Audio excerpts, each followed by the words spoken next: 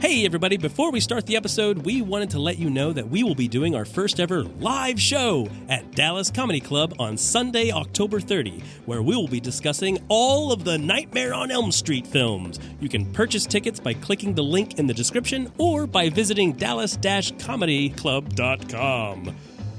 Right, Freddy Krueger? He's not real. Get it? You were supposed to be Freddy. Hey, Jono, what you doing? Hey, Conrad. Just trying to figure out this stupid puzzle box. Puzzle box? Ugh! I bought it at the flea market from some sweaty hobo who claimed it held the secrets to ultimate pain and pleasure from a dimension beyond all human understanding. But right now, it's only making me experience extreme anger. Have you tried pushing that big red button on top? No, that's obviously a trick. It says push to open, and underneath it says, this is the only way it opens. No, it can't be that easy. It's a puzzle box from hell or something. I thought you said it was from... It's not supposed to be easy. That's what makes it fun. Ow, I cut my hand. We'll tear your soul apart.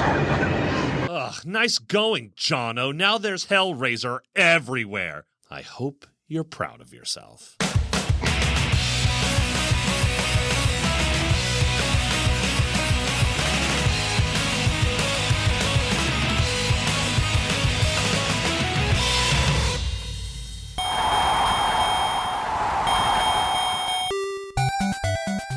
Ladies and gentlemen, boys and girls, welcome to Film Fights. I am your fearless host, Jono Rodriguez. And with me, of course, is my churlish, girlish, worvy-durly-ish, derpy dapper Dan himself, Conrad Hartman. Hello, Conrad. How are you? Hey, Jono.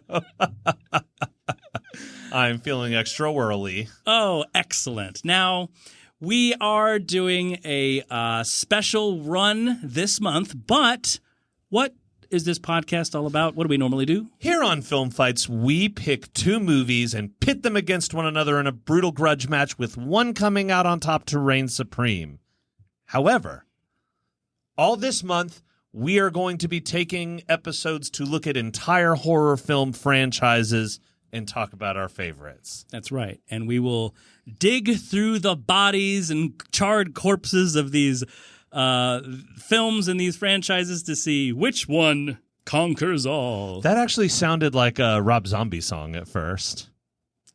Oh, this is filtering through the corpses and dig through all the movies and we'll find all the bad stuff. It's scary time. Bum, bum, bum. Oh, well, that's what he got the idea to do the Halloween movies. He's like, let's find all the shit. That's and right. Make a movie out of it. But we're not here to talk about Rob Zombie. No. We're here to talk about a very specific horror franchise for this week's episode. This is a horror franchise that Conrad holds dearly to his heart. Hang on. I hold it for sure. After viewing these, I'm not sure if I'll want to watch them again. I'm, of course, talking about what happens when you open a box. We're talking about Pandora. That's right, yeah. Hellraiser. Oh, of course. Yes. Hellraiser. Of course, we're talking about one of the longest running in number of sequels horror film franchises of all time, all originally based upon a short novella by Clive Barker entitled The Hellbound Heart. So we're going to be going through all 8 of the Hellraiser movies starring Douglas Bradley as the bad as the man. Titular Mr. Hellraiser.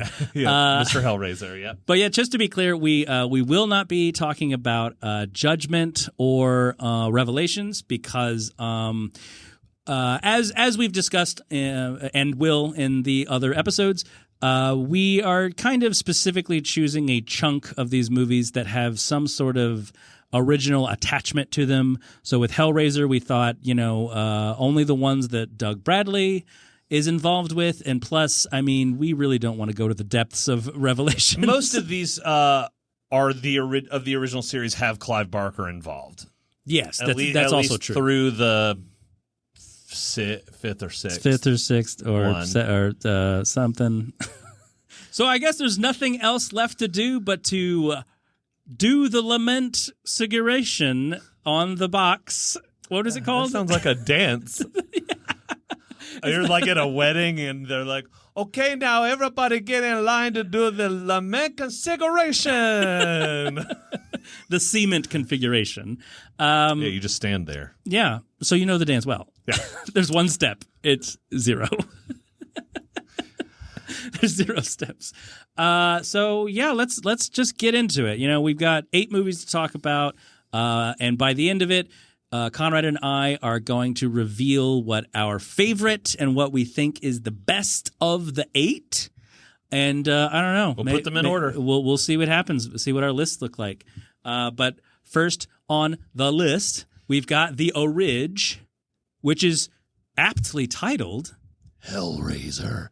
Actually, so let's talk about that.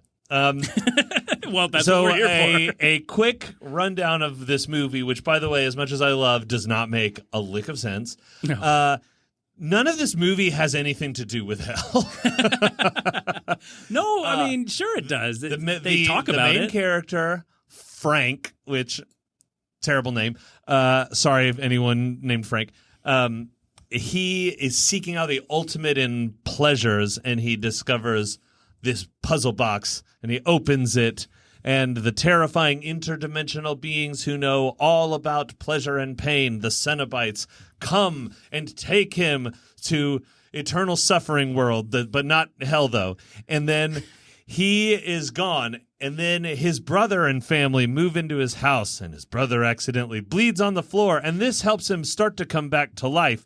And then he needs more blood to come back to life because he snuck away from the Cenobites somehow in Suffering Land. And also he had an affair with his brother's wife, and she's feeding him bodies. And that's basically the story. And that's basically the story about how I ended up here in Hellraiser's town. Oh my God. Can we do the opposite of a gritty reboot for a TV show? Make a sitcom about sitcom. Hellraiser, like with soft saxophone music and a catchy little tune, like, oh no, oh brother, I've got 2 guys to murder here that showed up at the same time. Wait, are you positing that Tim Allen is Pinhead? Who else is going to play Pinhead? That's right. Well, I've got such sights to show you, Jill. Well, it would be tool time. You could just pull nails from his head and just like fix any problem. So it's easy to associate Pinhead with the Hellraiser movies as being this just like, oh, you know, he's the main bad guy. Oh, my God. But he's not in actually quite a few of these movies, particularly in this one. He's not necessarily the bad guy to the protagonist per se. He's just like the guy who's like, whoops, you know, I guess I fell asleep during guard duty, and this guy kind of gave me the slip, returned to Earth, and now he's all skinless, and which is hilarious because he's like smoking a cigarette and stuff. He's just like hanging out all bloody. All be bloodied. He's talking like everything's normal. Well, and Hellraiser Man was just like the Cenobites are really just facilitators. They're like, hey man, I mean, you opened that super complicated box. You had lots of time to think about it. And actually, in the book, they're like, are you sure? You know this is bad, right? Like, you know there's no turning back. You're sure? And Frank's like, oh my God, Mom, yeah, I'm sure. And they're like, okie dokie, hooks in your body or whatever. Are you sure you want hooks in your body? Anyway, I'm going to tear your soul apart. You know. Yeah, he came riding in. I'm friendly. With his cowboy hat. All right, partner, I'm going to tear your ass apart with these sparks. Or chains. What did I say? Hey, remember in this movie when the family's having dinner with Bloody Frank is upstairs minding his own business mostly, and they're like friends of the family. The guy's like hitting on the daughter, and he's doing it by flipping a cigarette around in his mouth, a lit cigarette. And she looks at him like, "Oh, that's hot." Man, times have really changed. Well, it's also a different culture. This was in, England or something, No, only she was British. Everyone else was American. The Cenobites are not human. Until the next movie. We'll get to that. Well, Doug Bradley is English. He's an actor. He's not really Pinhead. But, I mean, Pinhead is British. Also, it's not his name isn't Pinhead. Well, in the first movie, see, this is what's stupid about this franchise is that the rules change every movie. In the first movie, they're not anything human. They're just interdimensional travelers. Yeah. Interdimensional S&M traveler. Interdimensional. Come on down to the interdimensional S&M party. Oh, I was doing Beastie Boys, but that's fine. Oh. Intergalactic? Yeah, well, it wasn't well, Weird Al might. Yeah, well, I'm not a professional fucking Beastie Boys impersonator. You're not going to run Weird Al off the charts. Yeah, he's doing a pretty good job of that himself. Okay. No, I love Weird Al. Yeah, so, I mean, yeah, that's the story. This Jack fellow, okay, so... Jack? Okay, or Frank. Jack from? Frank. So it's a plain The name's name. Pinhead. Jack Pinhead. I sell real estate. I'm looking for the man who shot my pa. He was a dog. Hey, anyway.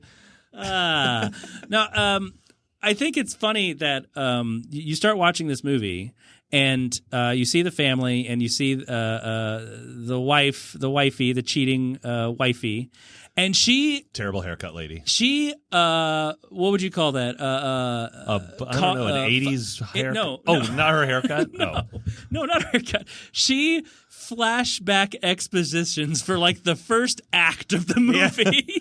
Just like, I remember when I cheated on my husband with his brother, and he was so hot, and I still like him even though he doesn't have any skin. It was set up almost like a soap opera because like she answers the door and it's raining and he has his arm on the door with his well, can I come open. In or what?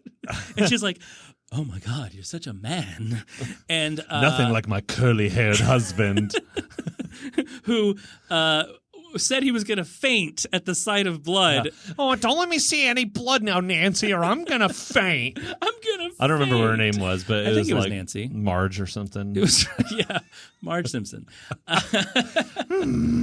Homie. When he scratched his hand on that nail, there was so much blood. He got the shit out of he needed to go to the hospital. He should have fainted in a physical way. Yeah. Like he blood loss. Pints of blood. Hey, Jono. Yeah, what's up? Can you explain to me how No. Okay. that brought Frank back to that helped him escape the Cenobites? How he snuck away? He bled onto the floor and then it seeped. It brought me back. It seeped through the wood like a sponge. And then, I mean, I don't know. That sounds about right. Listen, I'm not an astrophysicist. This wasn't the house that dripped blood. It was the house that soaked it. That's right. That's right. And then he came back, which I thought the special effects on that were really cool. Like him, manifesting and all the puppetry. All the practical effects were good. Yeah. All the acting effects, maybe not so much. All the CGI effects were woof. I don't remember the CGI effects. Oh, yeah. That's probably you know what? It was probably most of them are towards the end. What is that called? The TV Toaster, I think, was an editing software way back in the day. Are you talking about the screensaver with the flying toasters? No. From the late 80s? It was an old-timey editing software that was like analog. That's what it looked like, analog effects. You could program it into your toaster. Mm-hmm. Yeah. Yep. Yeah. You just push the thing down and it made a movie. A movie popped out. The toast would come. Ting! Oh, damn! This movie's a little burned on one side. Just scrape it in the sink. It's fine. Slap some movie butter on it. It'll be fine. Some Vaseline. Yeah, her fucking pussy ass husband. Oh, my blood. And then Frank's like, I'm made out of blood. And she's like, can you see? Now that's a man. And then what was she was like seducing men on a train. Like what were the daughter and father doing all day that let her They were working because they weren't lazy pieces of shit. Well, the daughter was like in school or something learning languages. Learning to be with her boyfriend. Yeah, that's right. She was off screwing too. She's not innocent in all this. She should have been there for the murders. The murders. Yeah, I love that first guy that she brings back. He's like, whoa, I gotta take a pee. Oh, that drinking in the day. Or whatever. And we're like, okay, did we need that? Like, he just needed to turn away from her for 1 second so she could hammer his head. Like, we didn't need the like, oh, this stuff goes right through me joke. Well, we as the audience would have been confused. Like, wait, what is he? Why is he turning around? Did you notice Frank's voice? He was very exaggerated, like a cartoon. Like a soap Yes, opera. his blood, it brought me back. Wait, Jack Palance was in this Now movie? We're looking for Curly's gold. Yeah, that's the Jack Palance I go to. Yes, I'm the Joker's boss. Oh, you see, Joker, we have a plan for you. Just take this box and solve it for me, would you? Frank looked at, I don't know, Nancy, whatever her name is, and said, You are my number one girl. Guy. No, he still says guy. why is he calling me a guy in it? And In it? yeah, so she continues to murder while Mr. Hellraiser really only not even showed up, actually, I don't think, because at the beginning Frank just disappears into Hell Place. Yeah, the Hell Place. Just Welcome to Hell Place. Everyone get your tickets. Oh no, I guess because he shows up and says like, "Oh, we have such Cinna-Bites to show you," or "We have such frights to show you." Like cinnamon bites? Brought to you by Cinna-Bites. They have such bites to show you? Question mark. The packages are really difficult to open. Well, 1 in 3 boxes send you to hell. No, they send you to interdimensional travel torture worlds. Whatever. It's harder. They send you to Hellraiser 8, Hellworld. You know, it's harder to sell when you have a mouthful like that. Unless it's a mouthful of Cinna-Bites. It's harder to sell with a mouthful of hell. Get some Cinna-Bites now and put them in your face, mouth. Tell them Nail Head sent you. Tell them old Nail Face. That was his old nickname in college. You know, they call him Nail Face because he had acne. So that's what the Native Americans called him instead of Pale Face.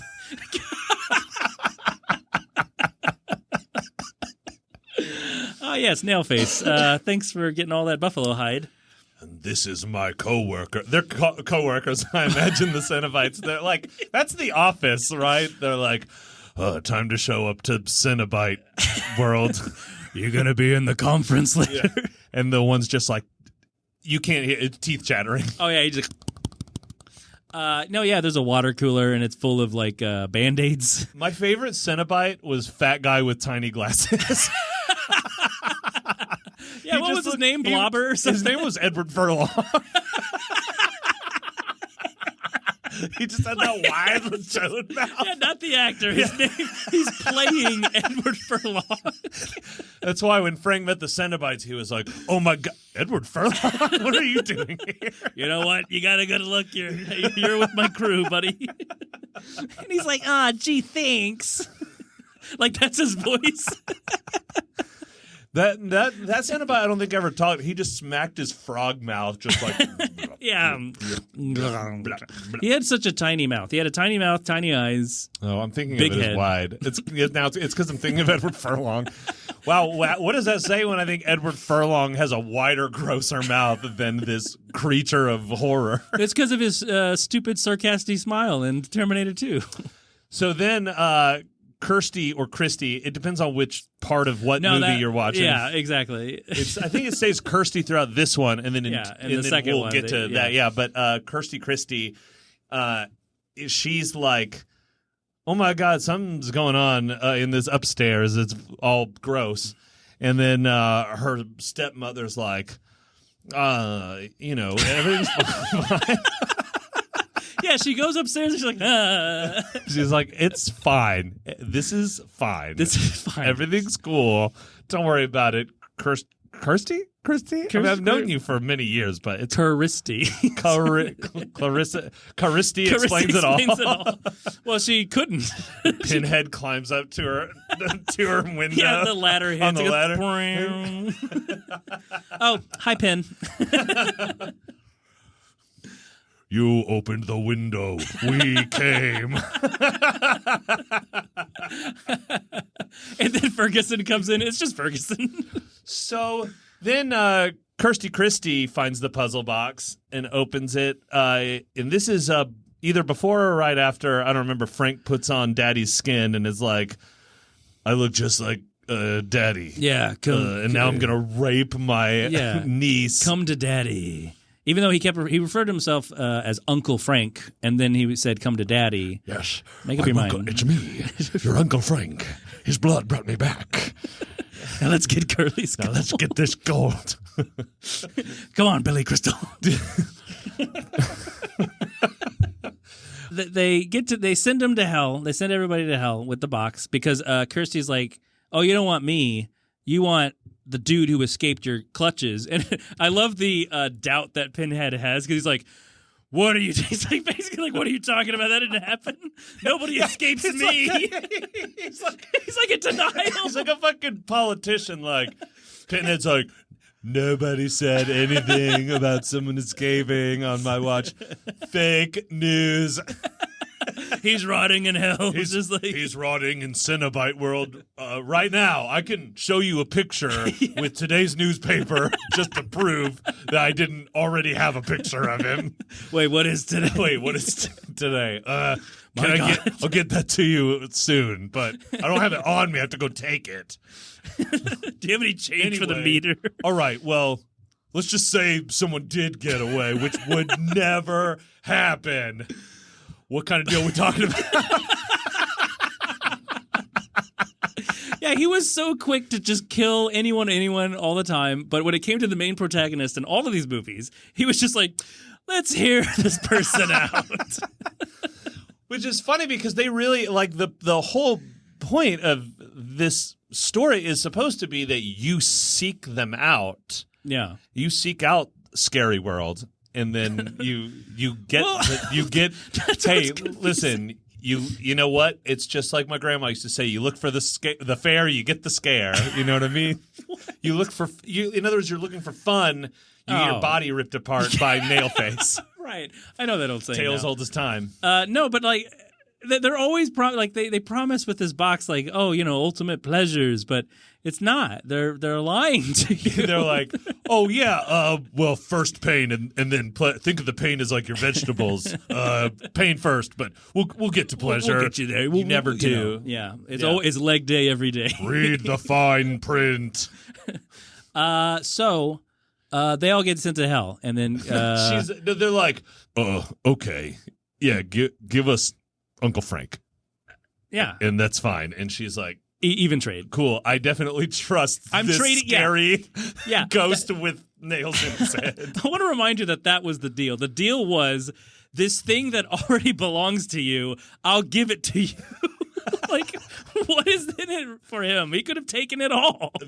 Escaping the embarrassment of losing someone. Oh, my boss is going to be so mad.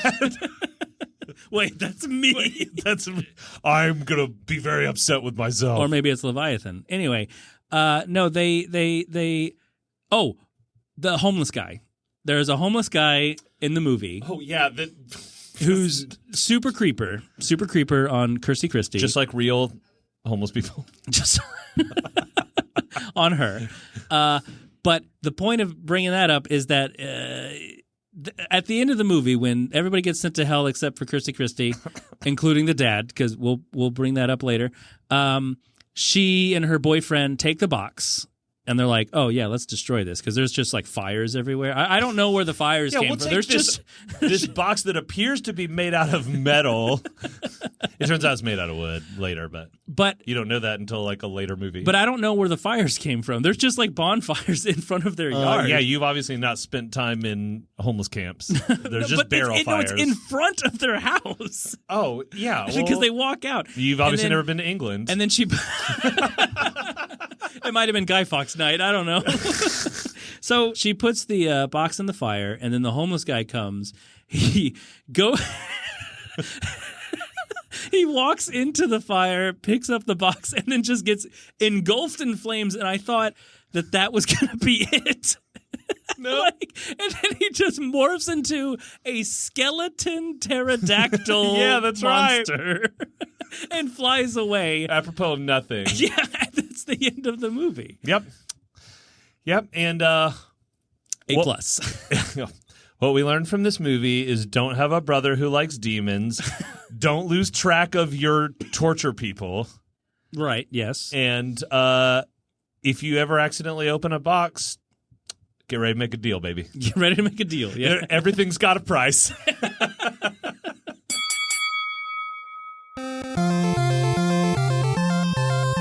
Hellbound is the next movie we're going to be talking about. I think it's funny that this is the only one that does that subtitle first and then you know what I mean? Mm-hmm. Hellbound, Hellraiser 2. Not a lot of sequels did that, but some of them did. It's more important that you know that they're hellbound. Yes. Oh, I'm hellbound. Life on the Hellbound. Song called Hellbound Express. You got like a nice harmonica playing, you know. That was pretty good. I play a good harmonica every now and then. That's true. Especially when I'm hellbound, when I'm bound for hell. Bringing it back. Now, when I first pulled up this movie, I thought this was going to be a Bing Crosby movie because it's because Hellbound, you know, Road to Hell, right? From the Road to movies. Didn't Bing Crosby do that? He did White Christmas. This is kind of similar to that movie. Well, yeah, there's only white people. They're both bad. This movie was weird. Is that safe to say? Yeah. So right off the bat, I will say I think it did a good job of recapping the first one. So yeah, Kirsty Christie is in an insane asylum, like, you know, anyone would be after coming face to face with Nailface and his Cinna-Bites, his delicious cinnamony Cinna-Bites, deep fried in the tortured tears of many ne'er-do-well. Or ne'er-do-rights. Ne'er-do-rights, that's right. They're all left. Yeah. It takes a ne'er-do-right to make a good Cenobite. Two ne'er-do-rights don't make... Wait, no. Two ne'er-do-wrongs don't make a ne'er-do-right. Cinna-Bites.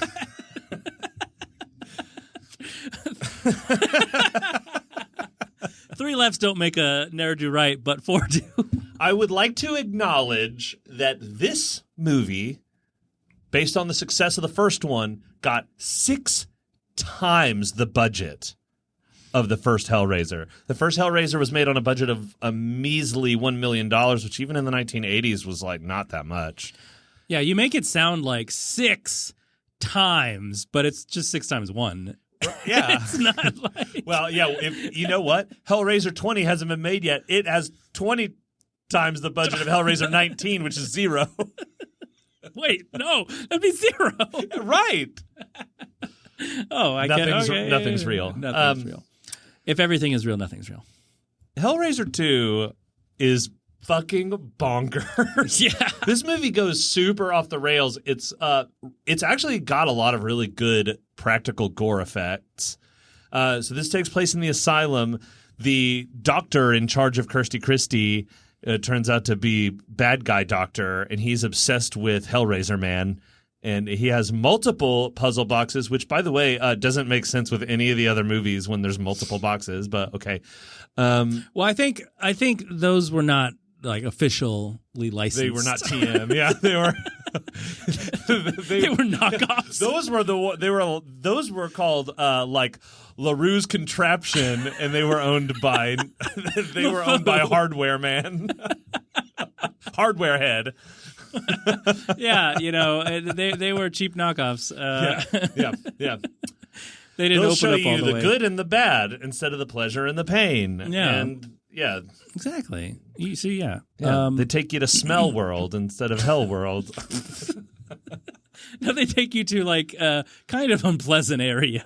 You just got like, you open it, you just got this like dumpy looking, like a guy who looks like he works in IT. They just like thick glasses and a big beard, and he's got like nacho cheese stuck in his beard, and he's just like, hey. He's like, hey, the washers are down again. Yeah, you have to use Linux for the rest of forever. That's a very niche joke for y'all. Linux, like Annie Lennox, the Linux. singer? You have to be a missionary, man. Anyway, he is Pinhead was. Yeah. Because he had sex. You get the boring it. It's not way. that bad. It's just kind of like lame. And you're like, I'm kind of hungry. And he's like, well, there's like day-old pizza. Oh, was it at least from like a name brand, like a local like good place? And he's like, no, it's from Mr. Jim's. And you're like, I mean, I guess that's okay. Oh, it actually was from 2 days ago. Do you have any ranch? No, just green goddess. And they're like, I mean, okay, I guess. I have horseradish, and you will like it. Oh, I do like horseradish. But on pizza, I'm not a monster. Not like Pinhead. Not like IT head. Not like Dr. Cenobite. Dr. Cinna-Bite. Yeah. That was wild. Yeah, so in this one, they actually do go to hell. Oh, and the little mute girl who lives in the asylum. Say it like she oh, this is fine. She lives in the asylum. She was annoying. I hated her. And she talked too much. Wasn't she mute? Yeah, that's right. And she did talk at the end. yeah, that was too much. And she opened Cenobite Box TM. And wait, why was she able to open it? I don't know. Because she was good at puzzles. Oh, right. Oh, yeah, because she had like she made her own little puzzly box. But what angered me about that is that you don't need to be good at puzzles to open it.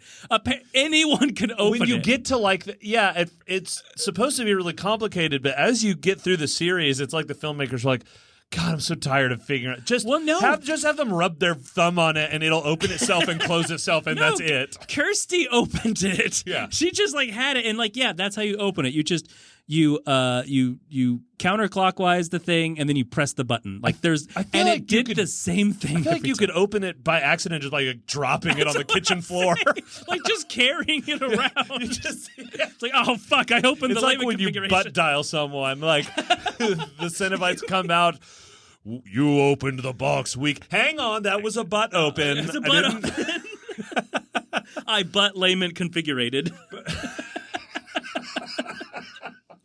He's like, oh, sorry. Remember they come out and like the little mute girl's looking at them, and Pinhead's like, no. Like she didn't. It was an accident. She doesn't.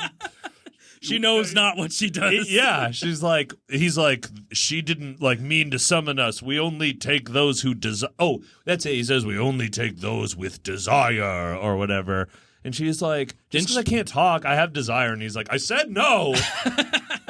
Yeah, she had desire. She wanted revenge on that doctor, or wanted to know how to talk like Ariel. Yeah, and then instead of bringing Frank back to life, Scary Doctor Man had the mattress from Hellraiser Home Part 1. He just had it. He just had it, and he was bringing in insane people from the asylum. And this one guy, he had like lesions with maggots and like. Well, I mean, that was imagined. The maggots. What are you talking about? There's no evidence of that. Yeah, there is. It shows him. When it shows him from one angle, he looks like a normal, gross, crazy person. And then when it shows from his point of view, he sees man. That's why he's cutting himself, because it's like when you're schizophrenic and you think there's bugs on you. That's what that was. So it just seemed like poor filmmaking. Well, to 2 out of 2 or 1 out of 2 and then people. The doctor's like, boy, these patients are really bugging me. That's what these movies needed is more one-liners. No, yeah, it's like when Nancy is resurrected and she's like, "I need more," and he's like, "Well, it's going to take a long time," and he's like, "Well, it's a good thing I got a lot of patience." Yeah. And then he turns to the camera, suddenly has sunglasses, and pulls the sunglasses down. Oh. And then credits. That's the end of the movie. Yeah. So anyway, Hellraiser 3. Anyway, and I honestly don't remember her name is Nancy or Kerrigan or what, but her Yeah, it was something.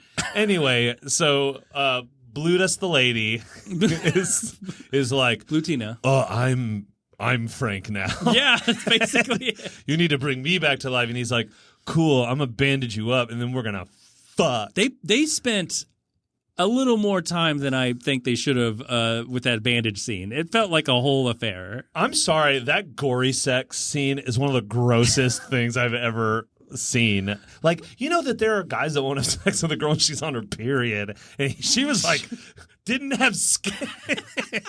She was all blood. Boy, do we have a fetish for you. She's bleeding everywhere. Oh my God, bleedingeverywhere.com. Don't go there. I don't know what's there. I don't know if that's real. It's terrible. Make sure you have safe search on when you try to go there. So, yeah, she's using him just as Jack used her. She learned. See, that's the through line here in the sequel is that she learned that, oh, I'm going to use this guy who's like fawning over me because he's obsessed with it. And I'm going to get him to bring me people so I can suck them up. He's now, look, really obsessed with this scary pussy. So this happened in the first one too, but the way they suck the life out of them is they dig their hand into the back of their head, or sometimes just their back, like their body. Yep. And just, I guess, just, vacuumed up the essence, the skin from the hand.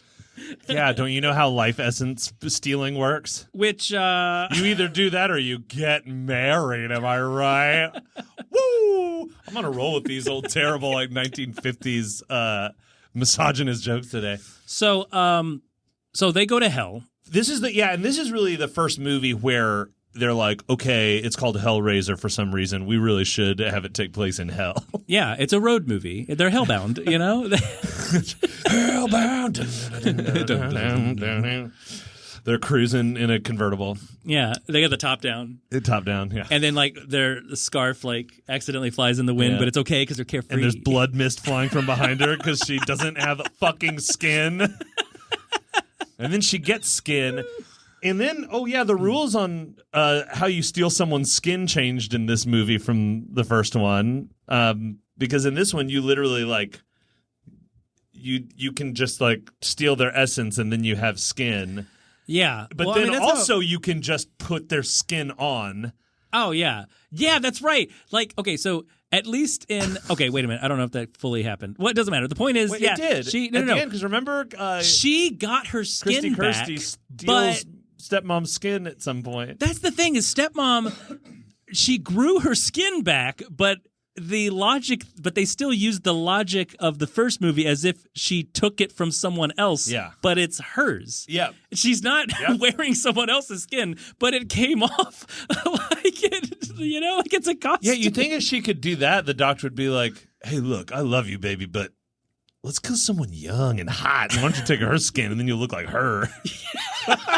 Instead of having this terrible masculine haircut. Well, and the antagonist changes in this, and it kind of like it jostled me a little bit because it's like, okay, well, stepmom is the main bad. And then she just like her skin gives way, and then she dies. And she gives Dr. Meanie Pants to Cenobite world, and he becomes powerful. Well, I mean, the Cinna-Bites have power, but he was OP. He was like, He became Pinhead's boss. He's like, I got promoted over. It's like when your company hires an outside hire and promotes them over you, and you're like, you should promote from within. And Pinhead's like, what the hell? And then Kirsty's like, oh yeah, this is an important note for later because this is I almost said episode. This is the movie where Pinhead sees Kirsty and he goes, no more deals. Like, you really tricked me last time. I don't like being fooled. Yeah, and then And she's like, remember, you used to be a human. And he's like, oh, yeah, I'm sad now. we did used to be human. Yeah, and then And then and then Dr. Scary is like, I don't care. I'm killing you. And he kills the Cinna-Bites. Yeah, and it was really weird that that Chatter Cenobite was a child. That was like it was like a 12-year-old boy. Yeah. Oh man, that was really creepy. But and also the puzzle box turned into a diamond somehow, and that was also like the beacon of Hellworld. Yeah, it was a weapon, but also it turned into like the symbol that's above your Sims character. Yeah, it's because you control people through That's it. That's right. See, it makes sense. Yeah. Makes sense. I laughed every single time the doctor came swooping in, like I was watching a bad play with theatrics, because he came in and he was like so like frozen and stiff. Well, he was like a marionette that was controlling himself, and they had these weird vacuum tube tentacle mouths. And they had every power ever. Like, you know how every other Cenobite has like a special like power that they do or they specialize in, or it's their personality. He just had every finger had a different thing. Oh, this has darts. This has chainsaw. He was like, go Gadget chainsaw. He was like fucking Inspector Gadget. He was blue Inspector Gadget. And then Pinhead's like, I'm going to get you, Gadget. And then Pinhead just dies. That came out of nowhere. I was like, oh shit, what? Well, yeah. So, in the end of this movie, Doctor Strange dies, and Pinhead gets trapped in the box. They get trapped in a pillar statue somehow that's by the mattress, and then some movers come in, and then one of them's like, he gets dyed from it. Uh-huh. And then that end of movie on to 3. It almost felt like the ending of that movie felt like, sure. Because, they closed the door to hell and they won and everything. And then Kirsty's like, I was wearing my stepmom's skin, mute girl. Mute girl's like, I can talk now. And she's like, oh, now someone will love you. We're sisters and we're doing it for ourselves. Yeah. But now there's just this box, not a configuration box, a pillar, obelisk, like a little, or it's like a erected out of the mattress. D'art. Yeah, object d'art. And it's there, and the movers come. I don't know why. There are movers coming in. Who hired them? They're like, what's going on here? And he's like, who cares? The money's good or whatever. Did the doctor have a next of kin or something? Or, was the guy in part 3 his son? That's not established, but we can make it canon on this show.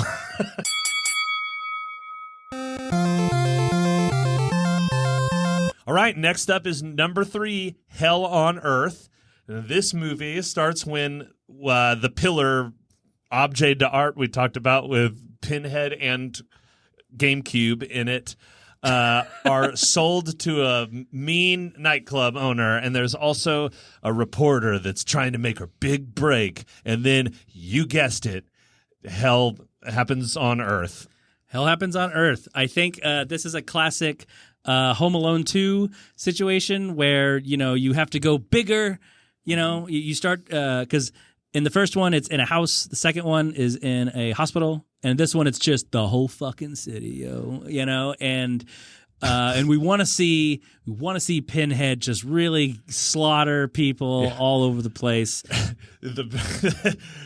Pull a cigar out of his mouth. Clive, get in here. We're making number 3, and let me tell you, it's got to be bigger than number 2 and number 1 combined. We want the ratings to give us an X. X, that's right. That's right. We need it to be all-encompassing of the whole planet. And Clive Barker's like, oh, in it? And I like when you go to a British character, it's always in it. I've never been to British land. Well, I don't think anyone has. Like, I honestly think it doesn't exist, and that it's a conspiracy. Great Britain. I've been to Scotland, mate. Down under, and it was pretty cool. Hey, how did Pinhead and the GameCube get stuck in that pillar, and what happened to the other Cenobites? Who cares? The point is that Sleazeback McSleazeball is, he invites a lady over and he has sex with her, and then she's like, "Oh, cool, you're gonna further my acting career or something," and then he's like, "I don't give a shit, get the fuck out," and then she gets mad, and she specifically gets mad right next to this disgusting horror show of a pillar. And then Pinhead, reaches his hands to grab for tomatoes and grabs her, pulls her in, gobbles her up. Num, num, num. Num, num, num. And again with Wait, no, this is after Nightclub Man stuck his hand inside the pillar, not knowing what was in it, and it took blood from him, and he was like, "Whoa." Well, because of a rat. There was a rat in there. Yeah, and so he shoves his hand in there. I don't know why Pinhead Man didn't eat the rat. That would have given him something, right? It's a waste of good suffering. It's below me, the rat blood. Even though I'm trapped in a pillar, like fucking Han Solo in there. and the carbonite. And the carbonite. That's what he is. And yeah, that was when Kirsty was like, "I love you," and he was like, "I know." And Pinhead's like, "Okay, now I'm Frank now. Now I need blood to be myself again." Exactly. Once again, changing the rules. That's the through line to... Oh, just the first three. Actually. No, so he gets fed, and he's all like, I'll give you the biggest blowjob if you get more people to suck. I'll give you $15 worth of blowjob. Just keep those bodies coming. And doesn't he only just get one more body, and then he's already there? I think one or two. Well, they only show one or two more, but it's implied. Okay. Hey, also, Sleazy Nightclub Man owns a nightclub that is it's like hell. It's called Inferno or Torture Chamber or no, it's called Boiler Room. That's right, because there's our real bar is called Boiler Room, and reporter lady walks in and she's talking to the bartender. He turns around with a drink that's on fire and is like, "Oh," and she's like, "I'm looking for blah blah," and he's like, "DJ booth." Go talk to the DJ. Yeah. She goes talks to the DJ and he's like, "He's upstairs," and she's like, "Oh, give me a run around here." Easy. Why didn't he just tell me that? And upstairs from this insane club is a white tablecloth fine dining restaurant that the same guy owns and is up there with all his sleazo friends. And the music, did it seep in? I don't remember if it was a different No, vibe. it was playing soft. It was playing Chopin or something. Yeah, and it was because he's like, "Oh, I own this place." It's like, wait, what? How do you own also the nice? And he's like, "Hey, sweetie, you could be one of my babies or whatever." And you could be one of my blowjob babes. And she's like, "I think I'm a little old for you." And he's like, "Yeah, I probably, I really prefer teenagers." I mean, I myself am only 20. And he's like, "Yeah, you're right. You're 15 years older than I am." So yeah, obviously, I'm a sleazeball that owns a nightclub / fine dining restaurant.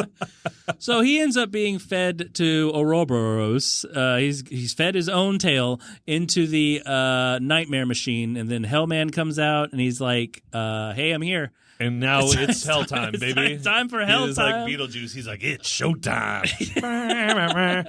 Hey, I just want to address one more thing about this bananas white tablecloth restaurant is that there were, in this fine dining restaurant, there were still there were white in the wall. There were dancers behind them that were backlit so you could see the silhouettes of sexy dancers while you eat your filet Oscar and drink your 1972 Chateau Margaux. Well, see, here's the trick, and this cuts cost of that aesthetic is that they actually used the same trick that Kevin McAllister did in Home Alone. And it's actually a motorized cutout. So to make it look like, oh wow, there's a dancer behind there. Maybe she'll come sit on my lap. That's really what they're trying. It's the 90s. Why did Pinhead have good and evil sides? So that at the end it was Pinhead versus himself? Because they set that up in the second one because he was exposed that he was a person. I understand. And so in the dream world, they're ripping it off Nightmare on Elm Street at this point. In the dream world, Sergeant McPants is all like, hey, I'm a good guy. And then Hellraiser is all like, and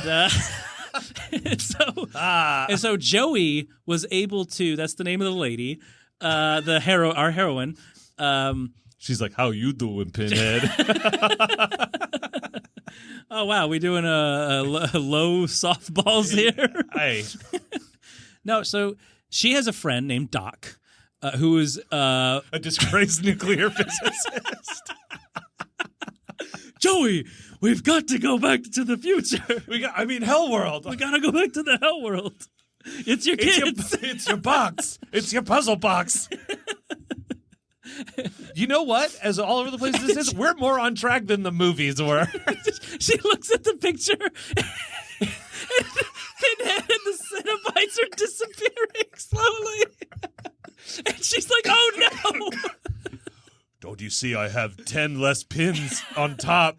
My pins are disappearing one by one. I have to make sure Sergeant McPants and Pinhead get together so they can exist. At the entrapment under the sea dance. So yeah, that's the plot. They have to merge to become one. When two become one. That's right. And then at the end, Jennifer Lopez starts playing. Oh, I thought I was going for Spice Girls. Oh, yeah, that's Spice Girls, not Jennifer Lopez. Yeah, I don't know what that's about. But we can't forget, I mentioned Doc to begin with because he's like, Who are you talking about? He's the cameraman. Scary hippie. He's like 80 years old, and you'll get your big break one of these days, Joey. Yeah, don't worry about it. They kind of have a sweet little father-daughter relationship, and shut up. And then when he becomes a Cenobite, he has like a camera in his eye, and then after he destroys the cops using, I guess, his eye is a camera lens, but also shoots grenades. By the way, first time we've ever seen Cenobites be like aggressive, really. Before they're just like, we're with him. Well, it's under new management. That's right. It is under new management. So, and then you have disc jockey Cenobite, who's killing people with CDs. That was cool. But when I love the police. First off, I don't know who. I mean, they probably came because the nightclub was being all slaughtered, right? And they're all just walking, and you could tell it's a lot. Like a film lot or whatever, a back lot, because it's completely deserted at night. Yeah. And all the buildings look like they're just warehouses. And these cop cars come and do the typical, like where they slide, and they all get out and they have their shotguns, and they're like, freeze, to these hellish beings. And then the bartender Cinna-Bite shakes up the Molotov cocktail. Wink, I liked that. Throws it, and then Doc shoots a grenade from his video camera, and then after they explode, he says, "That's a wrap." Oh my God, that's what we were missing from these is a Cenobite rap, like in Ninja Turtles 2.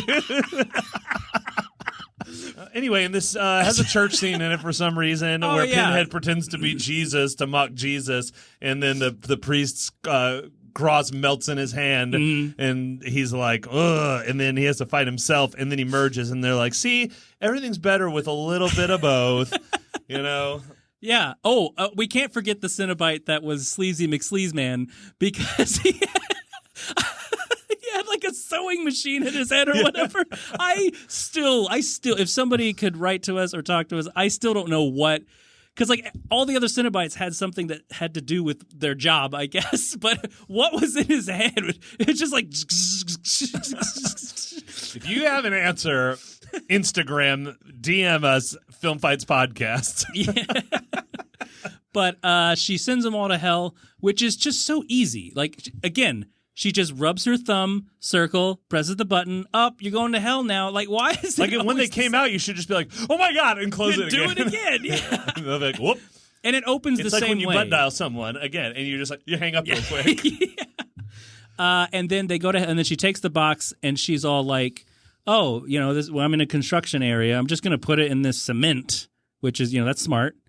And then what happens? It dissolves to, oh my God, it's a museum. They make the whole building into puzzle boxes, which leads us to the next one. I was hoping for like something funny to happen. Nope. Okay.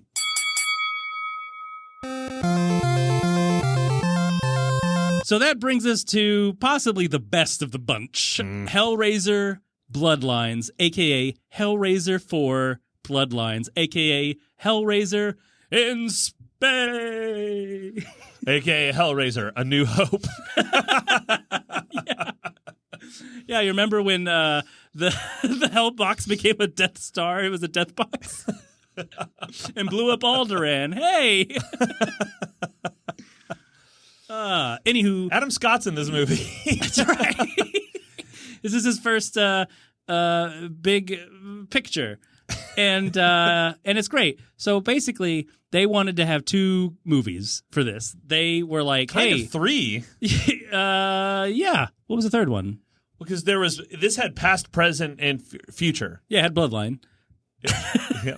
It was a prequel, and it was a super sequel into the future, and it was in space because all the villains need to go to space. Yep. It's written in the contracts. Hey, once you get to at least the third movie, got to go to space. That's right. And so we see the story of the toy maker who makes this box, and they kind of gloss over it a little bit because it's just like, oh, he wants to make this box for this person who told him to make it. So he had the designs to make the box. Yeah. But they just said make a box to they didn't tell him that it goes to hell. They just said make a box, and he's like, "Oh, I made this box. It just so happens to open the gates of hell." And he labored on it for so long, and his wife was just like, "That's it." I like that they had like, to this show sucks. They had to show that she was pregnant because it's like, oh right, bloodline. How would it continue if he died, right? And he goes to Adam Scott. He goes to Adam Scott's house, and they turn a peasant girl into a demon slave, I guess, a sex slave. They house a demon in her body by killing her and opening the puzzle box somehow. Yeah, and her skin gets filled by the demon or whatever. And, somehow this has nothing to do with Pinhead. Oh, yeah, because he didn't exist yet because he was still not born yet. Because he wasn't born yet. So this is pre-Cenobite? This is a PC. So in Cenobite land, they're like in Cenobite land, once the box was created, then they were like, oh, well, I guess we need to hire some people. No, they were like, oh, I guess we exist now. I guess we exist now. Whoops. What's your theme, open throat lady? I don't know. I just have I have headgear. And then Toymaker's wife, Toymaker dies by devil, and then his death by devil. That's on his death certificate.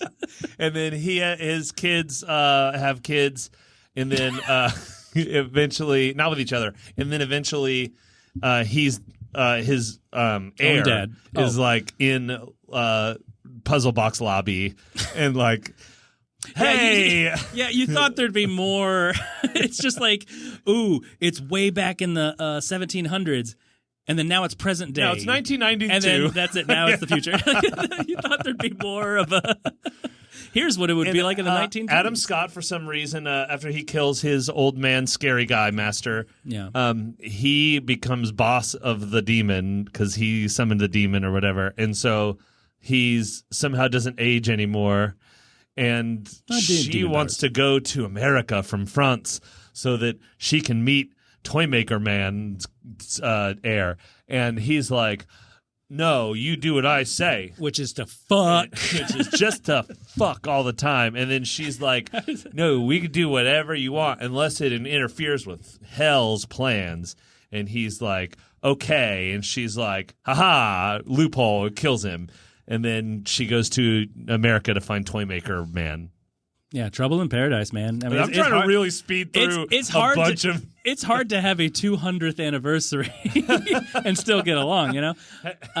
So she goes to America, and she goes to Puzzlebach Mansion and seduces fellow guy, and he doesn't do her, though. He eventually does. Oh. Tonight is the night when two become one. That's the through line of Hellraiser. The theme is to become one. You know how I know they eventually had sex? Because they were having sex on a bed that was spinning. That's right, yeah. But wasn't he like something wrong with his brains, or he was... well, yeah, he had merchant brain, which is a disease, all toy makers get, where they only obsess over trying to open the gates to hell. Folks, we'd like to get serious with you for a moment. Here on Film Fights, we dedicate all of our money to Merchant Disease Foundation. That's right, MDF.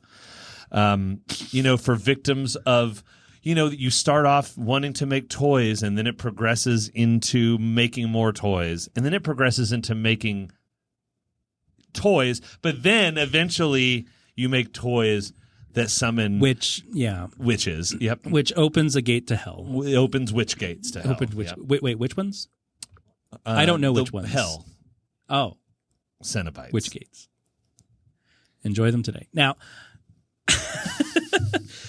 they help prevent merchant syndrome. Actually, believe it or not, you can't prevent it. They have vitamin P for Pinhead. Don't forget your vitamin Pinhead. It helps. It oddly keeps him away. It's like low dosing yourself with poison to become immune to poison. You know what vitamin P is good for? Replacing the skin. Oh, you know what? That's a pretty good. Yeah, these movies are all about rejuvenation techniques, really. It is. We'll get to that in the fifth one. Now, this one, the toy maker dies. He loses his head. Wait, toy maker or toy maker's heir? 92 toy maker. 92 toy maker. Yeah. Yeah, that sounds like a car model. That's my favorite year of toy maker. Hop into my 92 toy maker and go for a ride. That's what he said to the demon lady. We want to hop into the 92. Wait, she's going into him? Yes. Wow, they were ahead of their time. Pegging wasn't even popular. She opened the door to his pants. You opened the zipper. I came. That's what he says. And then fast forward to Space Toy Maker. Back to space. Back to 2147 Toy Maker. He's like, anyway, I've been telling you this long story. Now do you believe me that I summoned a demon? And he prefaces that at the beginning like, there's no time. Any minute now we'll all die. Anyway, okay, let me fill you in on my entire family history starting in 1687.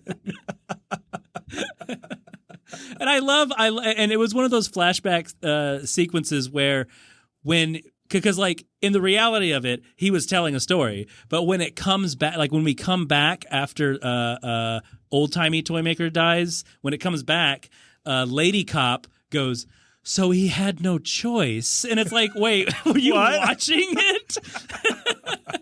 Here's what's great about the end of this movie is that it was over. It was over.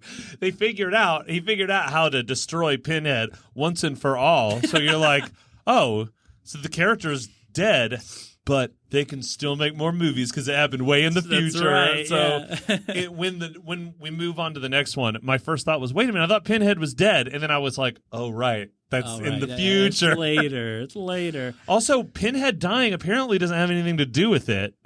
It doesn't destroy Hellworld. No, it doesn't destroy, and it doesn't destroy the Cinna-Bites or the Dimension or you can still the original open Cinna-Bites it. come back eventually. Somehow. No, he creates a gigantic death box, and it's light box. That's right. It's a light box. They're like, what's the opposite of a toy box? A light box. A light box. Yep. A doy. And then they trap him, and he's all like, no! Like Darth Vader. But I'm the one who knocks.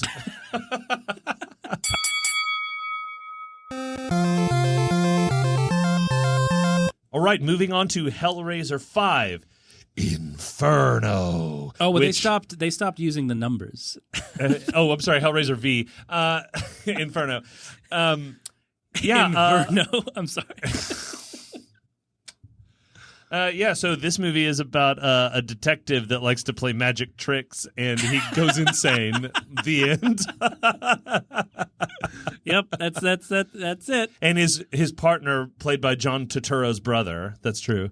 Oh, is like, what are you talking about, boss? I'm your partner. His name is John Spapuro. Yeah, we're out here, and there's people dying over here, and he's like, yes, but I'm gonna do cocaine and screw this prostitute and play with her box in both ways. And I'm gonna smack around this ice cream vendor. Yeah, he's like, this is also the first one that has narration. Oh, that's right. Yeah, there's a voiceover. And it's like a gritty crime movie. He's like, I'm a family man, but I have certain needs. If my family ever found out, it would break them. So there we were at Scary Mansion Town. And we found a finger and a box, and we were like, whoa, that's very weird. The short end of it is he's a detective, and he's living in hell. The whole movie, that's it. He's in hell. He's in a perpetual hell, and it's not revealed until the end of the movie. Yeah. This also has a very great early aught style sex scene that's doggy style, and it's like soft, like it's playing like Enya or something on the background. The Return to Innocence? Oh, yeah. Wow, yeah. Oh, that's Enigma. No, they're playing Tonight is the Night when two become one. Oops, I did it again. It should be noted I played with your box. Got lost in the... That's the music video for this one in the bonus features, because it went straight to DVD. This is the first Hellraiser movie that did not receive a theatrical release. Many blame it on the use of Spice Girls and Britney Spears music, but I don't know, man. These streets are just crazy. You know what? I blame it on the fact that this was not a Hellraiser movie, that it was just a regular psychological thriller. Mm-hmm. So there's no like S&M bloody darkness shit that you saw in the first four movies. No, really. You suffer beautifully. I'm going to tear your soul apart. You opened the box, we came. No more deals. No, none of that is in this. What you get in this is sepia tone and this guy trying to sound tough the whole movie. I want to see Pinhead as... I'm sorry, but I want to see Pinhead as like... in the role in a role in other movies. Like they hired Pinhead as like in Friends, in Friends, or like in Glengarry Glen Ross, and he's like, no more deals. Always be closing. No, he plays Rachel's boyfriend in that week in Friends, where she's like, have you guys met my new boyfriend? His name is Pinhead. His name is what was the Italian guy's name? He's like, this is Fernando, and he's like, yes, I am from Tuscany. I am an experienced lover. I have shown her pleasure beyond the understanding of mankind. Though I prefer pain. And Ross is like, Rachel? We were on a break, Rachel. Why are you with this guy? I've loved you since high school. And Pinhead's like, come to my bedroom and I will show you the darkness of the universe. No, he makes his arms and legs snap in two, and he goes, now you're on a break. And Chandler's like, oh, what's with this guy? He's a real Pinhead, am I right? And Phoebe's like, oh, his aura is all weird. And Joey would be like, I don't want to know how you're doing. And his eyes would bug out. Is that all the friends that we need? Yeah. Okay, yeah, there we go. Executive producer. So, yeah, that's what this movie was. It was Friends with Pinhead. It was Friends. Pinhead is actually, this is what's weird.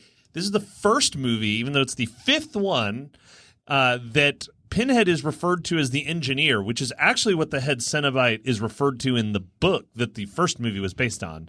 And so Detective Cocaine is like, the engineer is scary, and he's leaving these child fingers around everywhere, and I have to find him. Didn't you see on the tape the no-face man? It's the engineer. And they're like, but that tape hasn't had footage in 20 years.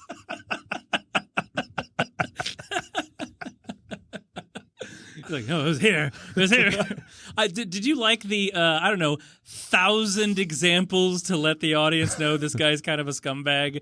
Like, normally it's like they just kind of subtly, it's like, no, he's stealing money from the crime scene. He does drugs. He sleeps around. Do you notice he's sloppily, when he steals money from the evidence room, he takes the sheet where it's written down, and it says like $400, and he just scratches it out and writes 100 under it. Like, he's going to hand it to the evidence guy and be like, I don't know who wrote 400, but they were a silly goose. There's only $100 in here. They must have been confused by seeing 4 bills instead of 1. Like, I don't know. He might as well have just crumpled up that page and taken all of the money and been like, there was no money there. There was no evidence at all. All there was this child finger and this scary box. And then they turn away and look, and his cheeks are puffed up. They're like, "Hey, where'd the child finger go?"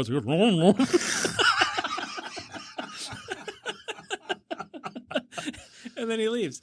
Come down to your local Cinna-Bites cafe and order new child fingers. Child fingers. Dip them in the hunky dunky sauce.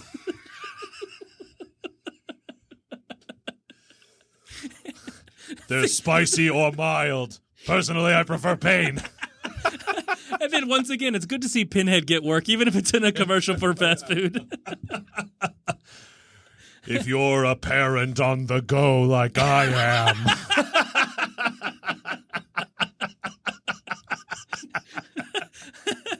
Do you find it difficult to balance work life and pleasure life? Personally, I prefer work. I'm a workaholic. What's my job? Pay. I'm a chiropractor. Whoops, that's another dead one. Butterfingers.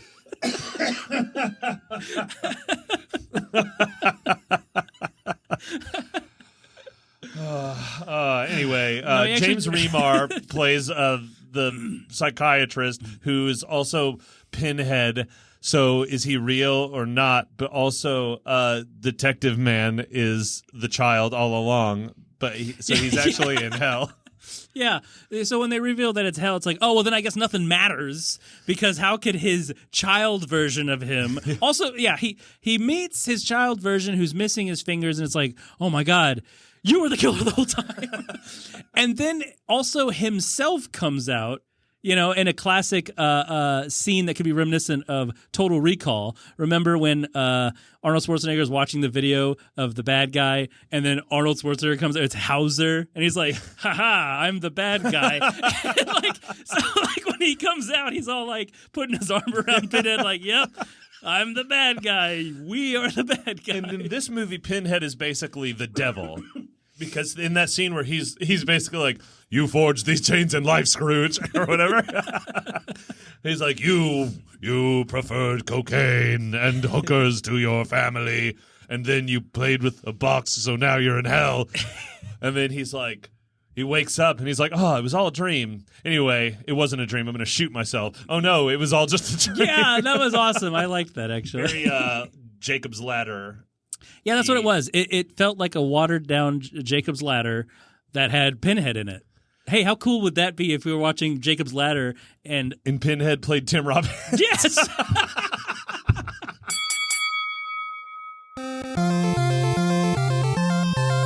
As we blaze along through the not-so-good half of the octology of Hellraiser, we are now at the Hellseeker level. That's right. We graduated up. We're one notch above. This is like Dante's Inferno. Yeah, we are at Hellseeker. No, I was thinking more of like, how like when you level up We are hell seekers, and now we granted access to this really shitty movie, starring Mayhem from the Allstate commercials. That's right. And Kirsty makes Christy. Christy. Kirsty. I think it's on the movie. I think it's this movie, or no, it's Hellraiser 2, where they kept saying Kirsty and Christy back and forth. But she makes a triumphant return in this movie. Triumphant. I'm just going to go ahead and skip to the end and say that only in the end do you know that none of the movie mattered. Wait, no, that's the 8th one. I'm going to go ahead and start at the beginning where Mayhem and Kirsty are on the road and they're in love with each other. And then they laughing crash as young lovers do. And then they crash into the river and he wakes up in a coma. And the doctor's mad. Wait, you don't wake up in a coma. He wakes up in a coma. You can wake up from a... No, you don't wake up and like, oh no, I'm in a coma. No, because he's in hell. He wakes up in a coma. No. He wakes up from a coma, and the doctor's indignant. Like, why are you... First the nurse says, oh, you're finally awake. Here's some sedatives to go back to sleep. And Which, the like, doctor's doesn't... like, oh, why are you in here again? I'm not going to give you any more pain medication, you drug addict. Get the fuck out of this bed for someone who needs it.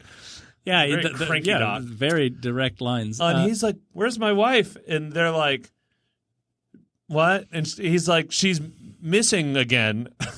Yeah, she's missing, but she's also dead. And then he goes to the detective. Okay.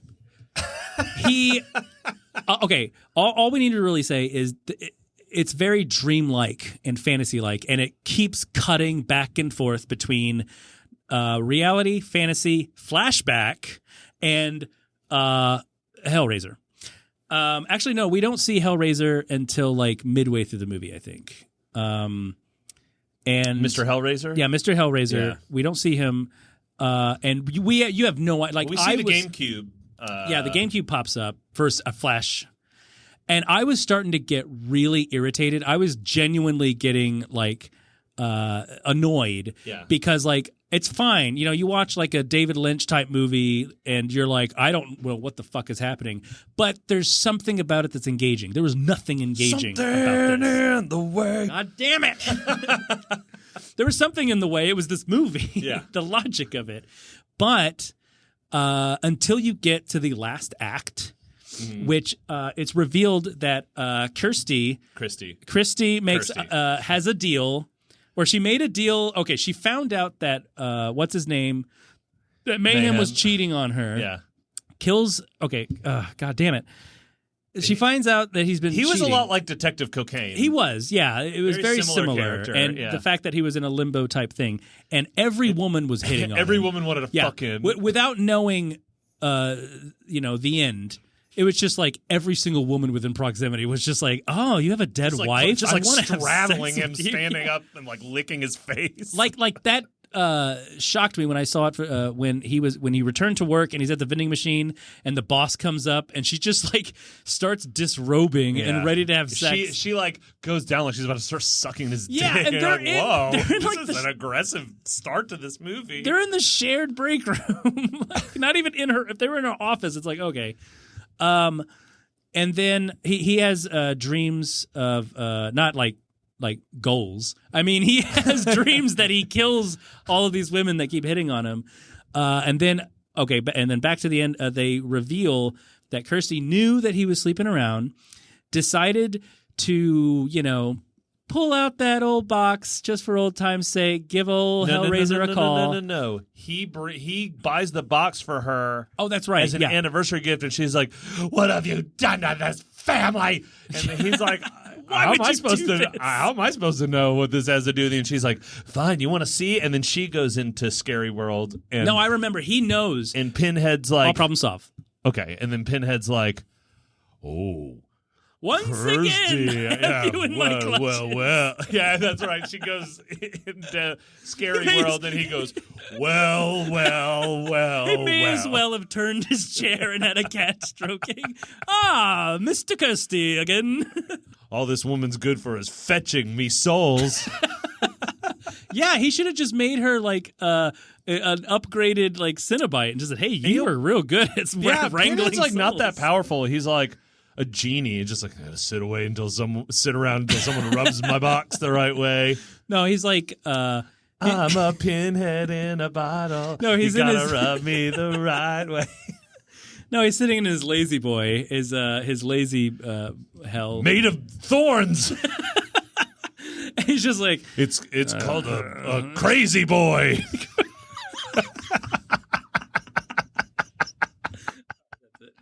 And she's like, I have a deal for you. And even though in 2 he said, no more deals, he completely stops and says, Go on. Interesting. well, she had a buy 2 deals, get the third one free card yeah, she had a stamp card. for Hellraiser. She's like, no, I've been to Hellbound, okay? I have the card. Been to Hellbound. I'm a Hellseeker level. I can get access. Yeah, so she makes a deal. She said, I'll give you 5 souls. That's right, count them. 5 souls for the price of mine. And Dr. Pinhead is like, I mean, 5 is better than 1. And he's like, all right, deal. And then, like, so she just murders. Yeah, she just murders 5 people, and they don't even show that. They just go, "Oh yeah, she did it." Like she just successfully murdered his 3 mistresses and his best friend, who I guess they were in it together to kill her to take the inheritance. Whatever. Yeah, because apparently she had some inheritance, even though in the first movie it didn't look like that house was like really nice. That was Uncle Frank / Daddy's house.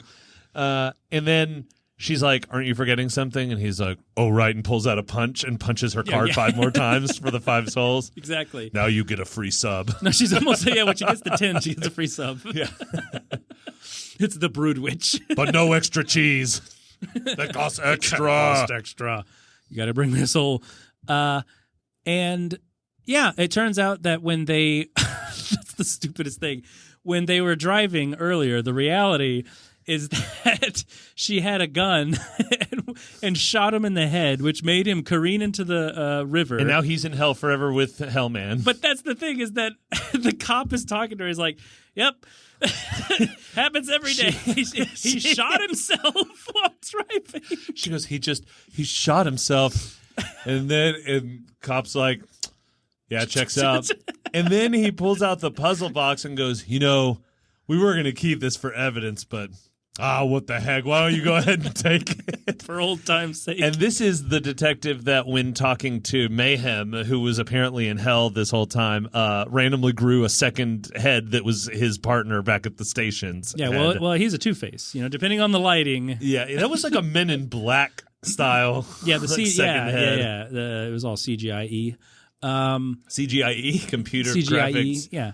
Oh, and like interrupts entertainment. And what was hilarious is that we show Mayhem's dead body and he's getting zipped up, and it was almost like a Wizard of Oz, like, and you were there? Because it's like it shows the detective and then the coroner who was the doctor in his dream, and then the other coroner. But it was his dream, not hers. So why, yes, it's like, why were they in there?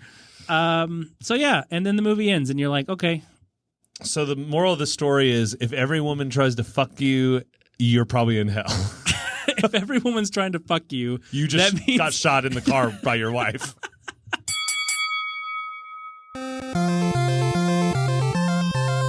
On to Hellraiser VII. Deader. As in, like, no, you're deader than me, Mr. Pinhead face. No, you're deader. No, you're deader. You're the deadest.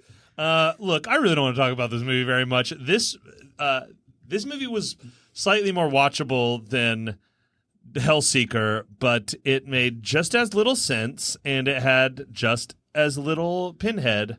Yeah, this one was so boring. This was very boring. So fucking boring. They say deader a lot in this movie. They say deader a lot. Yeah, and just so you know, they're not saying it the way we just did. No, it's a noun. Right. You are like, a deader. You're a deader. And actually, so this movie is centered around a Vice News journalist who likes to go in and like do crack and be a crack whore and write articles about it. If you think I'm being derogatory, literally the article that she publishes at the beginning is like my life as a crack whore. And she smokes cigarettes. The movie really wants you to know that. Like I don't constantly. know if they were had a sponsor, but there's not a scene where she's not smoking cigarettes. I swear to God, when she was like getting tortured, she had a cigarette in her hand. Sponsored by the Cancer Association of America. Yeah, keep this up. You got to keep us having jobs. Listen. Yeah, so deaders are people that let this crazy cult man stab them, and then they come back to life, and somehow that is helping him open Pinhead's place, and Pinhead's like, no, that's a loophole. I don't like it. No, but sometimes he wasn't stabbing them. Sometimes he was making them shoot themselves in the head or slitting their wrist. And if you notice... Oh, yeah, that's right. They have to kill themselves most of the time. And if you notice... when he brings them back to life, they still bleed like continually. Like they don't stop bleeding. Yeah, that when that chick shoots herself, she's like, "I'm not real. This isn't real. Nothing is real." Like she's saying, "Hum num shavai, hum num shavai, hum num shavai." She puts the gun to her head, and that is the worst suicide shot I've ever seen. No pun intended. It is like, doesn't it just cut to like a little ketchup squirt bottle on the wall? It's like. Hey, there was a scene where a Vice journalist lady is like looking for deaders, and she finds her friend dead in the apartment, and there were like baby cockroaches all over the kitchen. Was she deader than a doornail? She was deader than, well, apparently not, because she comes back to life at the end and is like, oh, I wasn't really dead, isn't it? She's not British. And there was a mistake there too, because when oh, go ahead. Oh, sorry, I was just saying that like when she. Goes and gets the package that's in the bathroom. There's a jump scare because like she comes to life for a second, right? But then when it cuts back to her rushing out of the apartment, she has. They filmed this before that because she's still clutching the box. She's still clutching the box when she runs away. And in the background, you can see Pinhead eating craft services. You call this American cheese? This is government at best. It's not spicy. I prefer pain. There are baby cockroaches everywhere, and I was just thinking, like, oh, that's like, oh, they're little babies. No, kill them all with fire. I don't care. I was just thinking, like, there have to be animal handlers that their specific job is like, I'm a cockroach wrangler. Like, I raise cockroaches for movie sets. Yeah, that's a real job. I know. Isn't that gross? Did you know Creepshow? You remember the end segment? I try not to think about it. That took up, I think, like a fifth of the entire budget of the movie. Yeah, that's right. It cost like $200,000. And those were adult roaches, so you got to pay those roaches. Yeah, you know, and not a single one harmed. I mean, they're all dead now. That's too bad. Oh, that's good. They're all dead now. Because this was like 40 years ago. So a roach's lifespan, only like, 30, 32. They live to be pretty old. She finds that guy, and she goes, "You Joey?" And he goes, "I've been called worse." Is your name an insult? Oh, are you talking about on the train? On the secret club train that goes on the normal train tracks and it goes to the regular station that everyone goes to, but it's just people fucking and getting tattooed. It was almost like the Foot Clan for headquarters in Ninja Turtles 1. But like on a train. Yeah, you expected someone to be like, "You got any cigarettes, regular or menthol?" Or a guy to open his jacket and he's got all these Rolex watches. And you mentioned this terrible place to get a tattoo on a rumbly train. Because like everyone's moving, everyone's doing the good, and I appreciated that in a movie of this caliber that the background actors were like moving because obviously they're not filming on a train, but they have to like kind of give the motion that they are. No, they hired Teamsters to be on either side of the train, pushing it back and forth to make it look like it was moving. between having to pull their pants up. This was a low budget movie, so they also doubled as Cinna-Bites.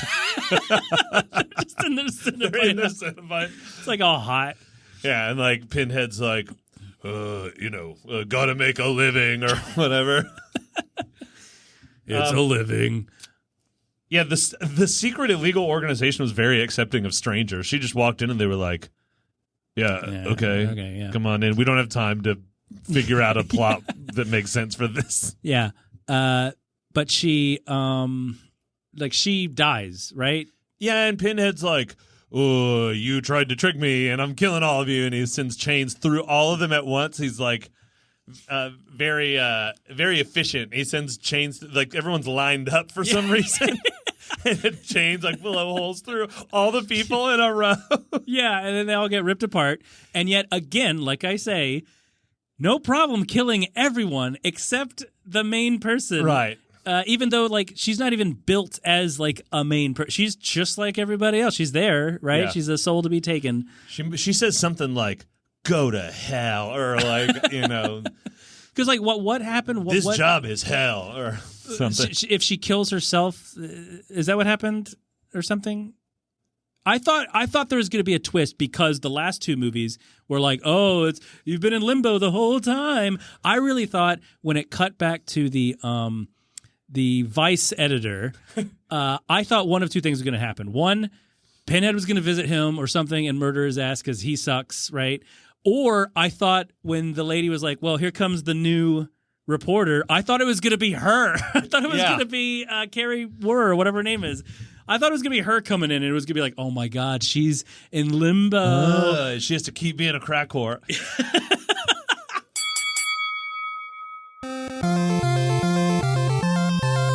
And now we reach the end of the road.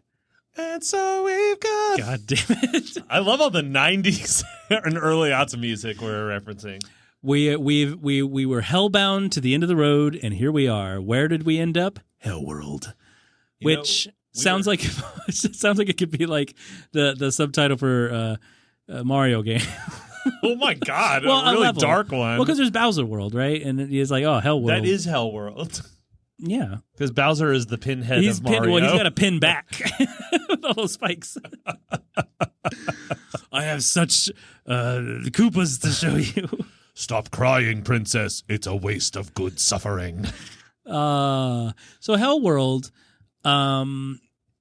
decides to pivot where the previous three did not. We also need to acknowledge this was made and released the same year as Deader. The same year as Deader could not be any more different. Like this genuine, Deader felt like it was made in the early, it felt like they're both made in 2005 in the same place. They were both even filmed in Bucharest. Am I saying that right? Bucharest?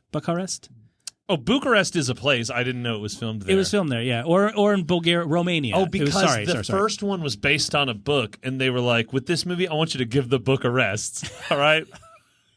All right, ding, ding. No. Hellworld, I kind of started to like because I kind of liked the meta aspect of it. I liked that it felt very Scream, like the movie Scream, because you have these young adults and they're all like, oh, we're playing this game. It's Hellraiser. Get it? Oh, my God. Online. They're playing on they're playing online. Yeah. And their friend died from playing the game or something.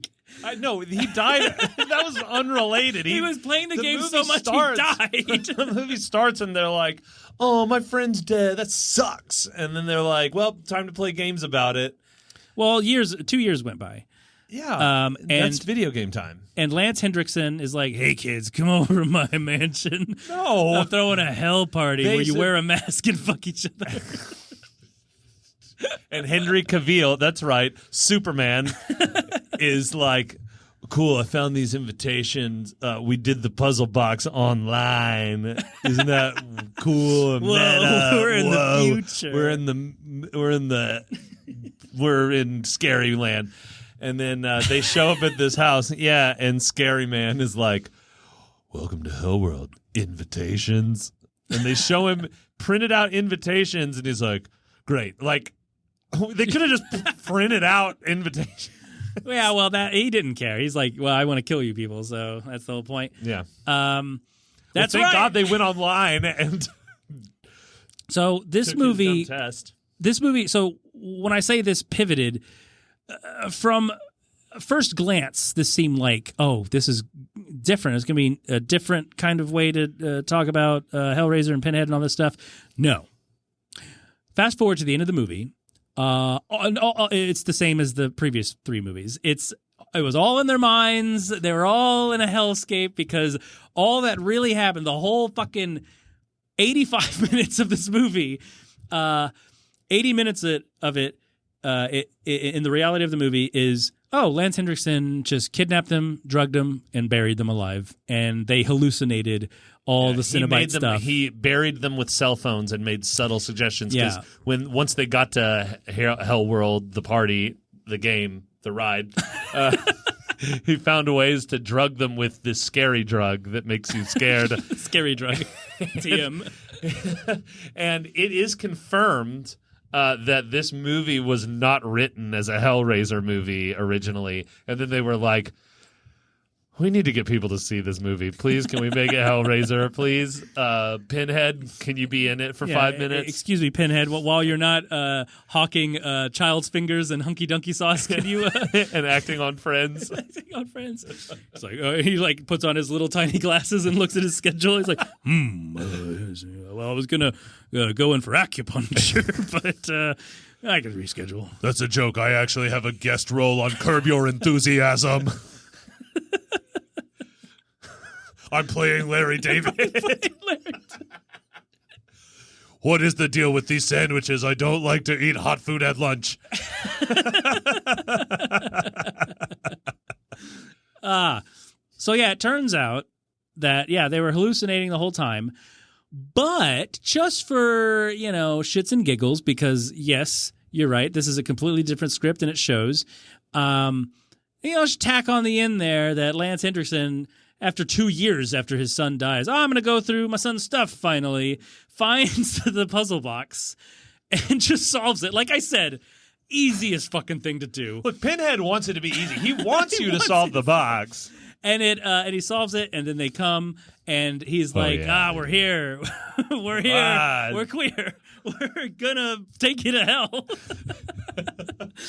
And then Lance Hendrickson, of course, like, I'm dreaming. I just gotta wake up. And then they slice him in quarters. How's that for a wake-up call? Yeah, great one-liner, penny. But then when they cut to it later, when the cops show up, there's just blood everywhere, and he's been just minusculely cut up, which I don't know how that's torture. He's already dead. No, it was established in the first one that you're still alive when you're torn to pieces. All right. But I just want to say one of the notes that I took on this is in all caps. It just says, "This movie makes me so angry." This was a very clear ripoff, by the way, in parts of Saw. This came out after Saw. And the first kill is a girl trapped in a chair with little drill blades. Or not drill blades, what do they call flat drills? They're buzz saws. Oh, drill blades. What do they call flat drills? Buzz saws. Yeah. She had little buzz saws coming at her face. And she thought that because she was hallucinating because she's buried. But we didn't know that yet. I just wanted to acknowledge that. It was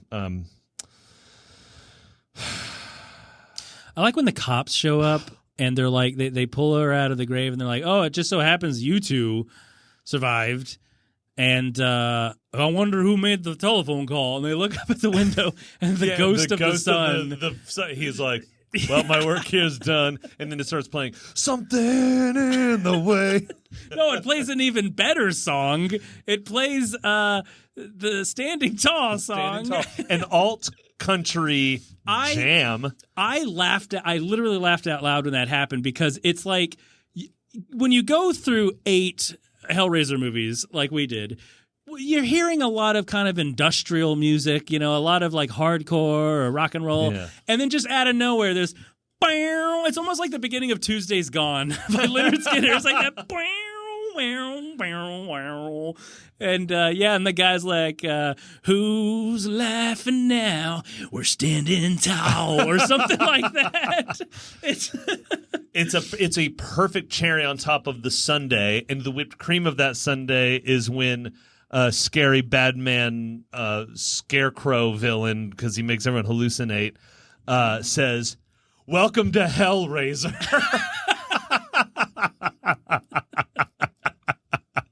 It's canon. And that's why after this movie, Doug Bradley said, "I'm not being Pinhead again in it."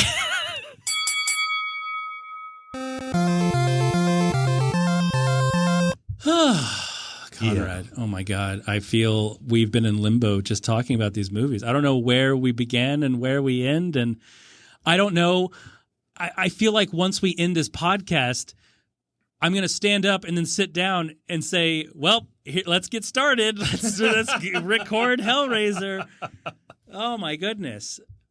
I genuinely, just for the record, I don't know if it shows to you guys, I genuinely did not know what happened in Hellseeker for a second before we started talking about it. It's so confusing. It is borderline unwatchable. Oh, yeah. So there's several of these. But we've come, with all of that done, the dust is cleared, the blood is matted, and the nails are set. Yep, that's right.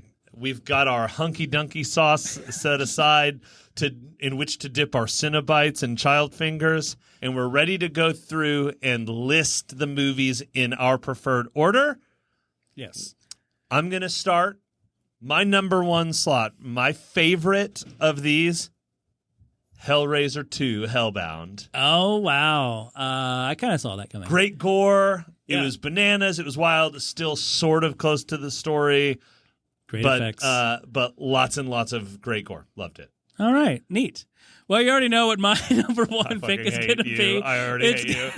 I hate you because I know what it is. No, it's Hellraiser 3. Hell on Earth. You thought it was going to be Bloodlines, didn't you? No. Hellraiser 3. It was going to be Hellworld, actually. No. Okay, Hell on Earth. 3. Hell on Earth, yeah. Just because I feel, to me, that is their peak. Not necessarily in storytelling, not in quality. Or that's their peak as far as Pinhead goes, because when you think of horror franchises, you think of like the main guy, and in the second one, I mean, it feels like he only had like 5 minutes of screen time. And this, he was the star, he was the killer. There was a lot of blood. I loved the Cenobite designs of all the guys. Camera face. That's a wrap. And I remember thinking that was cool that she put the and by the way, I was like 12 when I watched it. When she put the box in the cement, and then it was like, oh, it became a building. It's like, oh, it's inevitable. It does seem like something a 12-year-old would like. All right, so number 2 slot. Yeah. The original is okay, my number 2. I love the book. It's very just Pinhead and the other Cinna-Bites are deliciously covered in cinnamon, and they're warm. They're fresh out of the oven. Come down to your local Pinhead's Cafe for your hunky-dunky sauce. Yeah.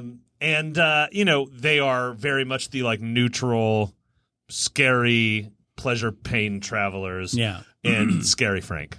Scary Frank. Yeah. Scary Uncle Frank. What is in your number 2 slot, Jono? It's going to be Hellraiser 2. Okay, Hellbound. I loved how just like cosmically strange it is. It's different than all of them, especially with like the main villain being like Dr. Payne. And it's a good wrestler name. Yeah, he came in on wires. Yeah. I'm Dr. Payne. He's like jittering. I thought he was a great Cenobite, and I love the design. The matte paintings in it are amazing, and just like the Leviathan. Yeah, that kind of concept is really neat. So that's my okay. Yeah. All right, number 3 spot for me. Hell on Earth. Hell on Earth is in number 3. We already said the things we love about it. I love the Bananas fine dining restaurant above the terrifying club. And I love Sleazy Club Guy. Sleazy Club Guy. Yeah. Yeah. Man, you talk about being bad at sex aftercare. Whoa, boy. He feeds you to the lions, this one. All right, number 3 slot, Jono. For me, number 3, I'd say Hellraiser. The first one? Yep, the first one. Yeah. Okay. I enjoy the effects. That alone should put it at number 1 for me because I really love a good monster transformation effect, and like when Frank was becoming all practical alive. Yeah, really, really cool. But yeah, bam, and made on basically a shoestring budget. Yeah, nothing in it. Okay. All right, number 4 for me. Yeah, it's Inferno. Oh wow! Inferno, I wasn't number expecting 4. that. I did enjoy it. Mm-hmm. It did have sort of like a noir kind of feeling, and at moments it almost felt kind of like a less silly Nightmare on Elm Street. It was very different than the series. I mean, it's still a piece of shit, but it was entertaining, and even though there wasn't enough Cenobite in it for me, not enough. You can't get enough of those Cenobites. Such a nice gooey center. For me, number 4 is number 4. I knew Bloodlines. That's another one I saw when I was tiny, and I like it. I like a movie that kind of tells what feels like an epic story, just because it's like, oh, here's the back in the day, here's the present, here's the future, and I thought, it was clever the way he trapped him, because Mr. Hellraiser doesn't know anything about technology. He doesn't know what a hologram is. He got totally trapped, bro. Personally, I prefer analog. You got pranked, son. He chucks up the deuces at him. No, I'm putting bunny ears over the back of his head. All right, number 5 for me is number 4, Bloodline. Okay. I love me some Adam Scott. Yeah. This movie is kind of a train wreck. Yeah. But there were worse ones. Oh, absolutely, yeah. For number 5?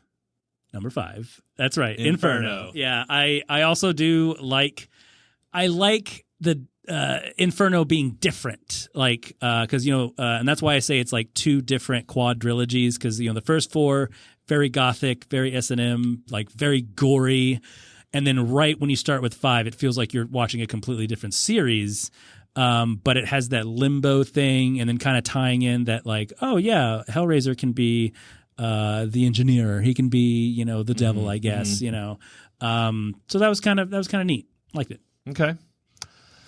Number 6 for me, Hellworld. As one critic put it, it's an okay generic horror film. It's just an abysmal Hellraiser movie. And I got to put it in this ranking above the last 2 simply because of standing tall or walking strong, walking standing tall, standing country. tough, or hanging brain or whatever. Brain. Yeah, Bonzo goes to Braintown. No, I think I fudged 2 different Ramon songs. I liked, that one's mine. That one's my 6. Okay, is Hellworld. Again, like it needed another rewrite to make 5. Yeah. Well, because to me, I didn't like that the rug was pulled in that. Oh well, technically, the puzzle box and Pinhead were not associated with anything that happened in the movie until like the last 5 minutes when Lance Hendrickson got his due. I think if they would have actually worked it like, oh shit, Pinhead is aware that his shit's turned into a game, and he's like, well, I'm going to turn the game on you. But yeah, I'm the one who pinheads. I'm the one who heads pins. Okay. I'm the head of pins. We've only got 2 spots left. Who cares? They suck. They're both number 8. Let's skip 7. They're both tied for 8. Well, number 7 for me is Deader. What? Second to worst. Yeah. Okay. What's your second to worst? My second to worst is Hellseeker. Oh, really? Yeah, the one I couldn't remember. No, number 8, bottom of the barrel. Worst one for me is absolutely Hellseeker because it made no fucking sense. I mean, as a fan of David Lynch, I had a soft spot for that. I love David Lynch too, but this is like insulting to David Lynch. This is like the Walmart bargain DVD bin. It's like instead of Aladdin, it's Genie Goes to Hollywood or whatever. This is the Asylum version of a David Lynch right, film. exactly. Yeah. Yeah, Deader's the bottom for me. I had to pause it 20 minutes in because I was so bored and needed to do something else. And then when I came back to it, I was half watching it while doing other work because it was just like, okay, yeah, I get it. She's a reporter. Okay, now she's in a cult. Like the movie kind of wrote itself. There was no like turns or twists. That's kind of scary. It wrote itself like a ghostwriter. You mean like a Stephen King movie?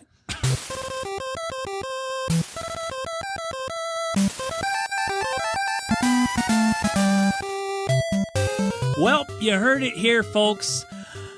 You guys are the winners for not having to suffer at least half of these movies. Now, don't get me wrong. You suffer beautifully. But we are the sufferers, and we do it for you, for your pain, for your pleasure. Not your pain, our pain. But as far as everything goes, the winner of the Hellraiser movies is Hellraiser 3, obviously. Not 2 and 3. 2/3. Let's split the difference and say Hellraiser 4 is the best one. But hey, if you had any thoughts on Hellraiser or what you thought was the best, then drop us a line, battles@filmfightspodcast.com. Shoot us a message on Instagram, Film Fights Podcast, or Facebook, why don't you, Film Fights Podcast. Make sure you subscribe and rate and follow us on social media so you know when we're releasing new eps. All the time, every day. And as we are talking about horror film franchises all this month, don't forget we have a live show Sunday, October 30th at Dallas Comedy Club. 8:30 p.m. on the main stage, and we will be talking about Nightmare on Elm Street, the entire series, so make sure you join us. Get your tickets at dallas-comedyclub.com. Right, meow. Yes. And as Freddy Krueger once told me, bye!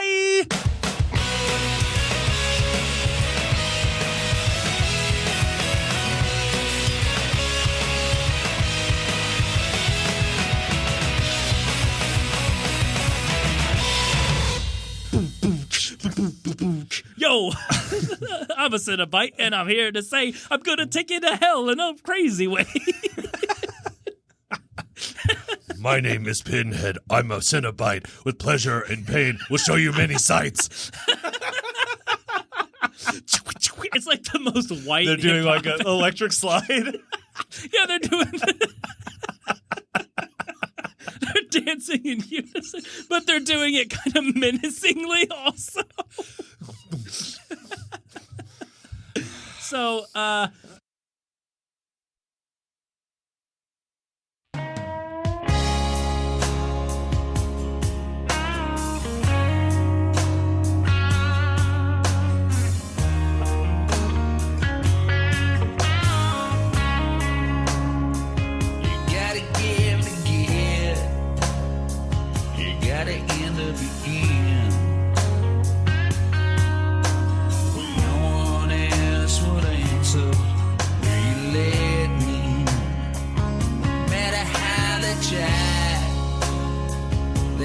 tear us down when it looked like everything